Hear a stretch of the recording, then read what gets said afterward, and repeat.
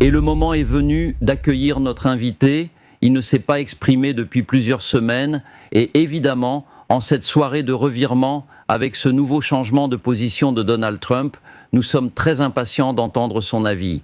Cet invité est Reza Pahlavi, bonsoir. Bonsoir, Monsieur Reza Pahlavi, merci beaucoup d'avoir accepté notre invitation.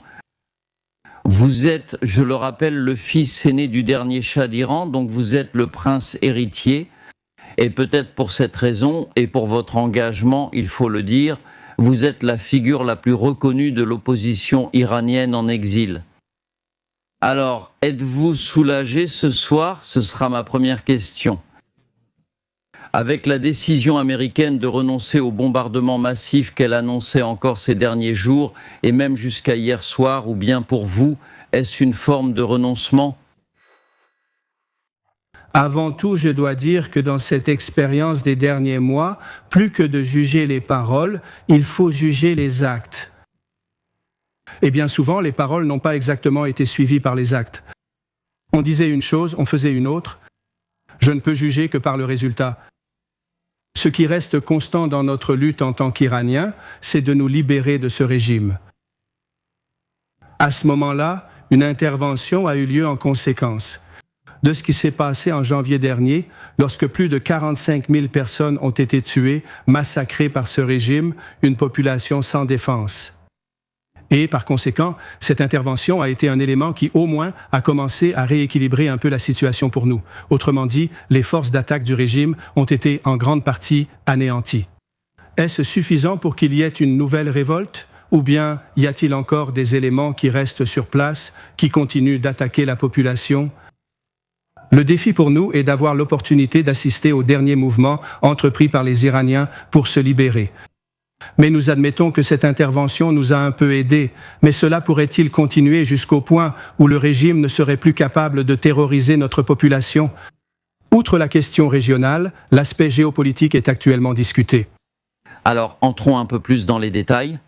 Mais pour vous, cette idée avancée par Donald Trump de bombarder des infrastructures civiles ou à double usage, comme des centrales électriques et des ponts, était-elle d'une certaine manière acceptable?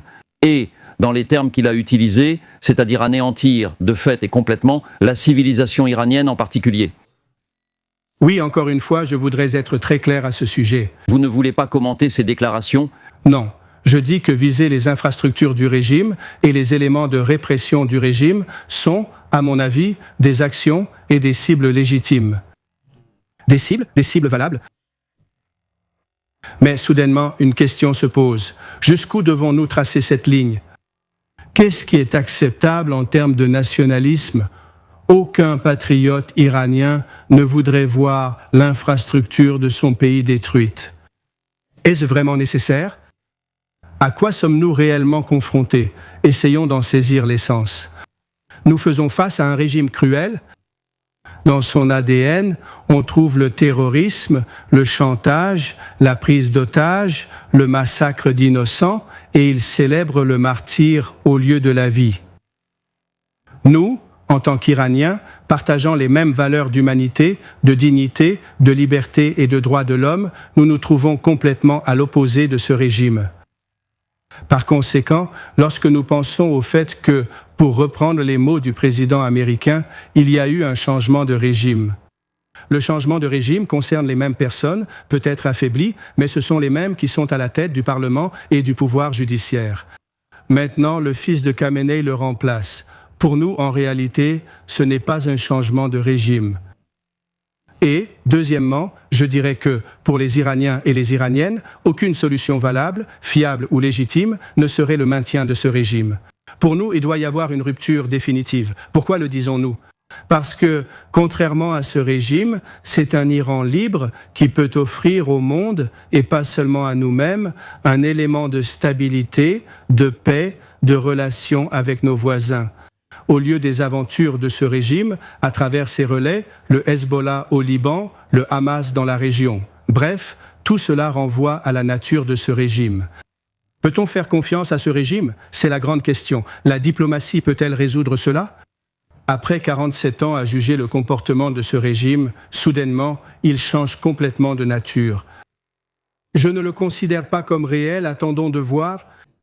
D'accord, nous comprenons que vous croyez peu que ces négociations puissent mener à un changement de régime et nous comprenons que vous vous interrogez, que vous avez de grands doutes sur ce qui a été imaginé par Donald Trump, c'est-à-dire des attaques contre les infrastructures civiles. En parlant de ce régime, pensez-vous avoir mal évalué la situation ? J'aimerais comprendre pourquoi vous avez défendu aussi ouvertement une intervention armée, en considérant qu'une telle action permettrait, en affaiblissant les bases de soutien du régime en place, la chute définitive de ce gouvernement actuellement au pouvoir. Après presque 6 semaines de bombardement, la réalité ne vous oblige-t-elle pas à admettre qu'il y a eu une erreur d'évaluation ? Non. D'abord, je dirais que nous n'avons jamais recherché d'intervention militaire chez nous. Mais nous ne pouvons pas oublier que c'est ce régime qui a conduit notre pays au point où nous devons subir des attaques de la part des Israéliens et des Américains dans ce conflit. Mais vous avez voulu ces interventions. Parce que justement, comprenez cela du point de vue iranien, je ne parle pas du point de vue américain ou israélien de la région, je parle du point de vue iranien. Vous êtes en état de captivité. Vous êtes tués, exécutés chaque jour par un régime qui vous a pris en otage. Nous devons vraiment nous libérer. Mais peut-on libérer un peuple qui est descendu dans la rue et qui a fini par être massacré sans aucune aide venant de l'extérieur ? C'est ce que l'on souhaite, un débarquement ayant bouleversé l'histoire pendant la Seconde Guerre mondiale. Il y a eu une intervention qui a aidé la France à se libérer finalement. Mais la réalité ne contredit-elle pas justement cela ? Parce que le régime a été gravement blessé, affaibli. Le régime a été gravement affaibli. Est-ce que cela suffit pour une dernière révolte ? Pas forcément, mais nous en sommes beaucoup plus proches. Le régime n'a jamais été aussi faible durant toute son existence. D'un autre côté, ils ont toujours cherché à gagner du temps, à repousser les choses, à survivre. Une administration israélienne ou américaine pour revenir à renforcer sa force habituelle. Tu penses que aujourd'hui, ce régime est actuellement plus susceptible d'être renversé, alors qu'on pourrait aussi imaginer qu'il a plus de cartes en main aujourd'hui qu'avant le début de la guerre. Principalement parce qu'il détient le pouvoir de bloquer le détroit stratégique d'Ormuz. Mais encore une fois, si vous remarquez le changement de cap que j'ai ressenti ces derniers mois, en même temps, surtout en Europe, des gouvernements qui jusqu'à présent avaient suivi cette ligne. Pour apaiser les esprits, c'est-à-dire chercher un changement de comportement, ne pas prendre une position décisive sur l'inscription des gardiens de la Révolution sur la liste des organisations terroristes. Que s'est-il passé ? Soit parce qu'il avait des otages, soit à cause de lui. Quand la chancelière allemande, par exemple, dit « Ce régime a cessé d'être légitime après ce massacre », cela a aidé ce régime à montrer qu'en fin de compte, nous sommes toujours là, nous sommes toujours debout après tout ce carnage. Au bout du compte, il y a un élément moral qui entre en jeu. Je pense qu'il faut le dire. Parce qu'aujourd'hui, ce qui nous sépare de l'accomplissement de notre tâche, c'est de continuer jusqu'à ce que ce régime tombe. Davantage d'attaques contre les éléments de l'appareil répressif visant la population. À ce moment-là, vous verrez que les Iraniens trouveront le bon moment pour agir. Notre moment viendra très bientôt. Désolé d'interrompre, mais pensez-vous que cela marcherait avec 6 semaines de plus ? Oui, cela dépend encore d'une éventuelle couverture. Parce que, imaginons un scénario, ces pays ont dit « nous allons faire une partie du travail, le reste revient aux Iraniens » et tout le monde se pose la question. Ce sont tous des journalistes, des parlementaires. Quand le peuple iranien va-t-il se soulever ? Je ne dis pas qu'il va se soulever, mais au bon moment. Ils ont déjà essayé. Quelles ont été les conséquences de ce soulèvement ? Un massacre total. En ce moment, quel est l'élément qui permet de réduire les pertes humaines ? Après tout, il s'agit d'une question de massacre. On ne peut pas exiger que le peuple soit dans la rue tous les jours, se faisant fusiller par les agents. En ce moment, nous avons besoin de couverture. Il est possible de faire cela avec des technologies comme les drones et, surtout, avec l'accès à l'information. Parce que depuis le 8 janvier, le 9 janvier, vous n'avez aucun accès à l'information. Le réseau est tombé, nous ne savons pas ce qui se passe en Iran. Moi, je sais car nous sommes quotidiennement en contact avec nos militants sur le terrain. prisonniers politiques, société civile, avocats, intellectuels, membres des ethnies, et le pays est prêt à livrer la dernière bataille. Mais au bon moment. C'est ça? Bonjour. Absolument. Écoutez, trop de sang a été versé. Je ne pense pas que nous ayons perdu 50 000 personnes en 2 jours juste pour qu'il y ait un accord nucléaire américain. Pour nous, il s'agit de mettre fin à tout cela. Nous espérons que le monde libre comprendra que la seule solution pour nous, d'ailleurs pour nos voisins régionaux et pour le monde, c'est que ce régime ne soit plus au pouvoir.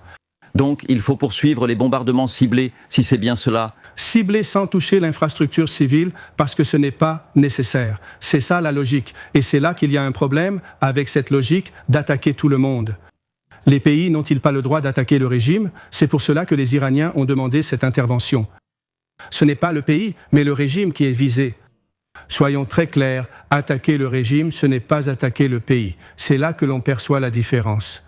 Dernière question. Une façon de formuler la question autrement. Ensuite, je laisserai la parole à chacun d'entre vous pour poser une question. Ne serait-il pas temps, compte tenu du bilan de 5 semaines et demie de bombardement, de tendre la main à des éléments ou d'anciens éléments du régime considérés comme moins radicaux? Je reconnais leur participation au système. Mais Javad Zarif, par exemple, qui a négocié avec les Occidentaux pendant longtemps sur cette question nucléaire, ou encore l'ancien président Rouhani, qui a récemment appelé à tendre la main aux Occidentaux pour de nouvelles discussions, disant que le régime se dirigerait vers sa ruine totale s'il poursuivait la guerre totale. Cette solution interne ne pourrait-elle pas devenir viable? Mais ils ont aussi participé au massacre. Ce n'est pas le début. Le premier mouvement étudiant à l'époque de Khatami, qui était considéré comme l'élément le plus modéré, il faut parler avec les modérés, des éléments jugés plus fiables. Même à l'époque de l'Union soviétique, on disait qu'Andropov était beaucoup plus modéré que, par exemple, Tchernenko. Gorbatchev a permis l'effondrement final de l'Union soviétique. Non, mais ce que je veux dire, c'est que faire croire qu'on peut dire qu'il y a des éléments dans le système qui sont moins mauvais que d'autres, cela ne change pas la nature du régime.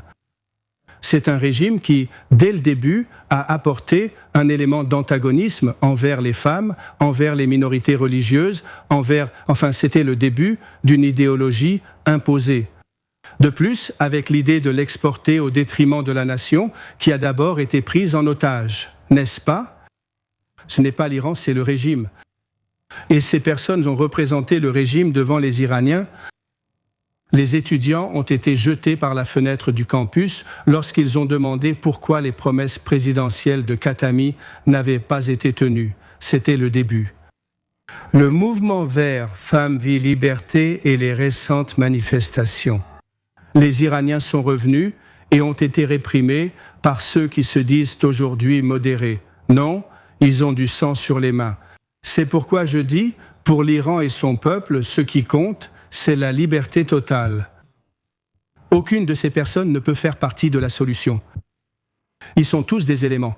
Mal vu par toi? Discrédités non pas par moi, mais par toute la nation. Vos questions, François? Oui, ma question porte sur ce qui se passerait ensuite.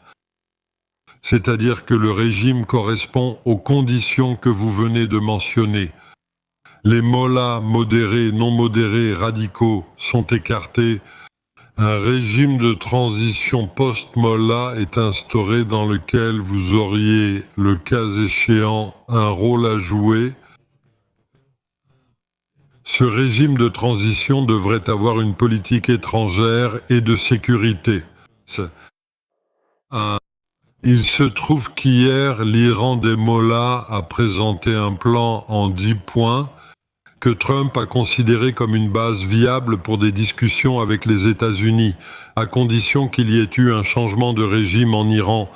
J'utilise ces mots, pas les miens. Ce plan en 10 points serait-il acceptable pour vous comme base de politique étrangère concernant le détroit d'Ormuz, le régime de sécurité dans le Golfe, sans les Américains, et ainsi de suite? Ou rejetez-vous ces 10 points, y compris la levée des sanctions et le dégel des avoirs, entre autres? Quelle est votre réaction à ce sujet? Tout d'abord, une démocratie laïque en Iran et la base de notre politique, tant intérieure qu'extérieure, dépendront de la politique adoptée par les futurs gouvernements. Mais, en général, quel est l'intérêt national de notre pays ? Avant tout, il s'agit de maintenir des relations amicales avec nos voisins, de stabiliser la région. Sans cela, nous ne pourrons vraiment pas avoir l'opportunité de reprendre la voie du progrès, d'assurer le bien-être de la population, de créer des opportunités économiques, de reconstruire notre pays. Au lieu de permettre qu'une dictature, cette fois militaire, fasciste et en même temps corrompue, mafieuse, décide de tout pendant plusieurs années. Je ne crois pas que ce soit les gardiens de la Révolution qui vont faire preuve d'une plus grande bonne volonté en politique étrangère envers l'Occident, cet Occident qu'ils ont toujours menacé. N'oublie pas que la raison d'être de ce régime a été fondée sur une idéologie islamo-marxiste qui a amené ce régime au pouvoir par définition anti-occidentale, anti-impérialiste. Et contre l'économie de marché, ça a toujours été un système extrêmement mafieux qui continue de se maintenir encore une fois par le chantage. Une fois que vous avez une véritable liberté d'expression et un gouvernement qui, avant tout, pense au bien-être de la nation. Au lieu de s'engager dans des aventures de guerre par procuration, de vouloir effacer un pays de la carte ou alors de lancer toute une campagne anti-sunnite.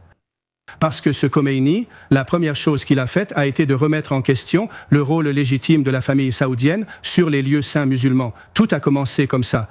C'est pourquoi je dis, la politique étrangère iranienne serait basée avant tout sur les véritables intérêts nationaux de notre pays, mais avec l'objectif de coopérer et de maintenir des relations saines avec le monde libre avant tout. Et pas de privatisation du détroit d'Ormuz. Je vois comment vous pouvez accepter le fait que, par exemple, prenez l'exemple de l'Espagne et du Maroc.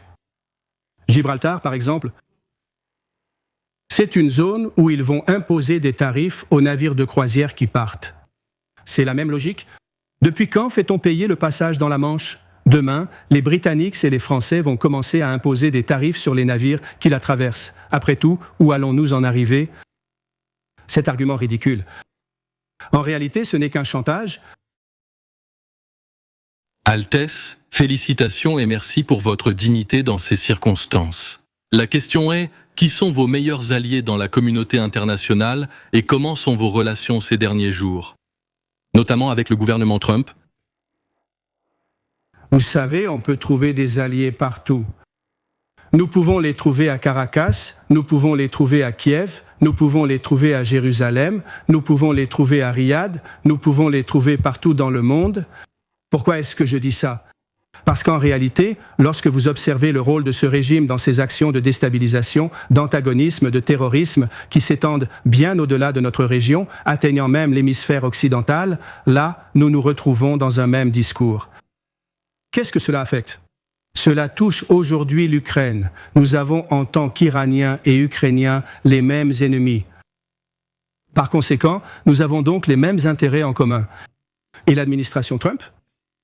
L'administration, vous savez, j'ai survécu après tout à 7 présidents américains. Le premier président que j'ai connu, à 12 ou 13 ans, c'était le président Nixon. Donc, entre Nixon et le président Trump, j'en ai vu beaucoup. Ils vont et viennent, mais quelque chose reste. Nous parlions de la civilisation iranienne qui a survécu pendant des millénaires. Ce n'est pas une administration qui va décider de notre avenir, comprends-le bien. Je ne suis donc pas prisonnier des considérations immédiates. Trump n'est pas le meilleur. Non, mais Trump fait ce genre de déclaration parce qu'il a besoin de satisfaire. Après tout, son propre électorat fidèle, partons du principe que, bon, il y a le prix du pétrole, il y a les élections à court, très court terme, il n'y a rien de nouveau là-dedans. Mais quelle est la question ? Pour moi, le point important, c'est l'Europe. Parce que l'Amérique peut dire, nous allons quitter la région, nous avons notre propre pétrole, nous n'en avons plus besoin. Mais vous continuez à avoir les mêmes problèmes. Donc par conséquent, c'est une continuation de ce même régime. Affaibli, mais cette fois, un animal blessé prêt à se venger. C'est la grande peur actuelle dans la région. Et c'est pourquoi je dis, la seule façon de résoudre le problème, la question est de savoir où vous avez la chance de le faire. Cela n'arrive pas toujours. La vérité, c'est que c'est une occasion historique pour le monde de se transformer complètement. Et cela sera accompli par la libération de notre pays et la fin de ce régime. C'est un animal blessé qui doit être sacrifié. Altesse, comme je l'ai dit précédemment, à un certain moment, l'objectif était d'atteindre une démocratie laïque en Iran. Et il y a quelques semaines, vous-même avez eu l'occasion de dire, en tant que l'une des figures d'opposition les plus visibles actuellement, que ce serait un mandat transitoire, temporaire. Exactement. Selon vous, jusqu'à présent, dans le calendrier spécifique de cette transition, quelle en serait approximativement la durée ? Parlons-nous d'1 ou 2 ans, le temps d'organiser des élections, ou bien cela prendrait-il beaucoup plus de temps, jusqu'à ce qu'on trouve une formule institutionnelle qui corresponde à l'Iran ? Parce que peut-être que votre pays souhaite aussi trouver sa propre formule institutionnelle ? De manière réaliste, je crois fermement que la période de transition serait d'environ 2 ans, en fait, au maximum 3 ans. Et cela dépend aussi des facteurs qui vont déterminer la rapidité des décisions prises par le peuple à travers ce processus constitutionnel. En fait, le gouvernement de transition est responsable de gérer les affaires du pays de manière temporaire. C'est pourquoi j'ai toujours pensé que la meilleure façon d'avoir une transition stable est d'intégrer à la solution le maximum d'éléments qui ne sont pas liés aux aspects négatifs de ce régime qui n'ont pas de sang sur les mains. Cela inclut la majorité de la bureaucratie actuelle. Et cela peut inclure une grande partie des éléments des forces armées, tant l'armée que peut-être même certains éléments du Basij, ou de ces personnes qui ne sont pas directement coupables, car ici, il y a une question de justice à mettre sur la table. Nous avons vu cela à la fin du processus de vérité et réconciliation en Afrique du Sud. Après tout, nous avons assisté au procès de Nuremberg. Un système juridique complet traite de la justice transitionnelle. Comment procédons-nous ? Que faire du reste du régime ? Bref, le pays doit l'être et j'ai un plan très précis à ce sujet pour les 100 premiers jours qui est expliqué dans un projet appelé IPP, Iron Prosperity Project. Mais tout cela pour en arriver, finalement, au point qu'une assemblée constituante, qui, en réalité, est représentée par les personnalités élues par le peuple, sera celle qui décidera de la question. La Constitution, la forme future du régime, tout cela finalement ratifié par un référendum. À ce moment-là, a lieu l'élection du premier Parlement et du premier gouvernement de cette nouvelle démocratie, qu'il s'agisse d'une république ou d'une monarchie parlementaire, décision du peuple. À la fin de ce mandat, le gouvernement de transition prend fin et transmet le pouvoir aux parlementaires et au premier gouvernement élu. Ainsi, ce cycle se termine. Personnellement, je pense que tout cela peut se produire dans un délai de 2 ans. La véritable question est de savoir si les éléments restants qui tenteront de saboter cette affaire pourront retarder un peu le processus. Tout dépend aussi de cela. Enfin, j'ai entendu certaines de vos critiques, en particulier à l'égard des Européens et de leurs hésitations constantes. Cette attitude franco-européenne, strictement défensive, qui n'exerce pas assez de pression sur le régime. Avez-vous vu cela un peu comme une sorte de signe d'immunité envoyé au régime ? Et lorsque vous dites que le régime est condamné à tomber et que nous voyons qu'il ne tombe pas, pensez-vous que nous avons notre part de responsabilité ? Parce que nous n'avons pas été assez actifs à ce sujet, aux côtés des Américains ? En réalité, je dois dire sincèrement que cette politique d'apaisement nous a précisément menés au point où nous devons maintenant faire face à la situation actuelle. Cela ne s'est pas produit automatiquement. On a souvent lancé une bouée de sauvetage à un régime de plus en plus illégitime. Regardez la situation économique du pays. On en est arrivé au point où les Iraniens ont dit « Ce jeu entre modérés et radicaux, ainsi que le mouvement réformiste, ne fonctionne plus. Nous n'y croyons plus. Nous devons dépasser cette étape. » Une bouée de sauvetage. la France lancerait-elle des bouées de sauvetage à l'Iran ? De toute façon, je me souviens de quand tout a commencé. Tu sais combien de dissidents iraniens ont été tués sur le sol français ? Tu te souviens de l'histoire d'Anis Nakaché, de l'assassinat de Chapour Bakhtiar, notre ancien Premier ministre ? où il y a aussi eu cette attaque contre le leader kurde à, comment ça s'appelle déjà? Mykonos, je crois que c'était le nom à l'époque. Il y en a eu beaucoup d'autres similaires. C'était à l'époque où les gouvernements européens qui voulaient adopter une approche, une sorte de mercantilisme avec l'Iran, ont oublié tous ces éléments. Je me souviens de l'époque où il y avait Roland Dumas, où il y avait Genscher, où il y avait Jack Straw, qui faisait la navette entre Londres, Paris et Bonn, vers Téhéran, pour vendre, je ne sais pas, le métro, ou les Airbus, ou tout cela. Mais dans le sens où le régime avait déjà commencé à terroriser notre propre nation. À cette époque, on ne parlait pas de prise d'otages, on ne parlait pas d'exécution, on ne parlait pas de ce côté discriminatoire du régime. Ont-ils fermé les yeux sur vous? Ils ont vraiment fermé les yeux. Eh bien, il est toujours temps de réparer, et maintenant, c'est justement le moment de réparer. Pour l'actuel président français, je suis heureux que les 2 otages aient été libérés, mais nous avons encore des millions et des millions d'otages en Iran. Et qui garantit qu'on ne prendra pas encore d'autres otages? Qui nous garantit que ce régime n'essaiera pas? C'est un peu l'histoire de Duchesne et du roseau. Ils souhaitent qu'il n'y ait plus de Netanyahou à Jérusalem, ni de Trump à la Maison-Blanche. Peut-être qu'ils trouveront encore une fois l'occasion de se reconstruire.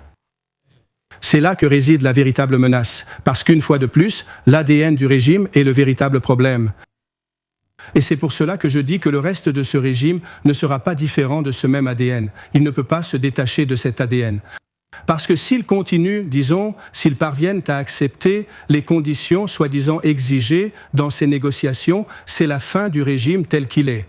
Ils ne peuvent plus continuer à faire ce qu'ils ont fait jusqu'à présent. Tu penses vraiment qu'ils sont prêts à faire ça? Sont-ils prêts, au final, à capituler complètement? Je ne vois pas ça, honnêtement. Pour moi, c'est une tentative de gagner du temps et les Américains aussi essaient peut-être d'en gagner. Je n'interprète pas les signes ainsi. Je le répète, ce n'est pas la fin du jeu. Ce match est encore en cours. Le coup de sifflet final n'a pas encore été donné. Merci. Merci beaucoup Reza Pahlavi d'avoir répondu à nos questions ce soir et de l'avoir fait de manière très directe et très franche. Sommes-nous déjà en direct ? Nous sommes en direct, c'est certain ?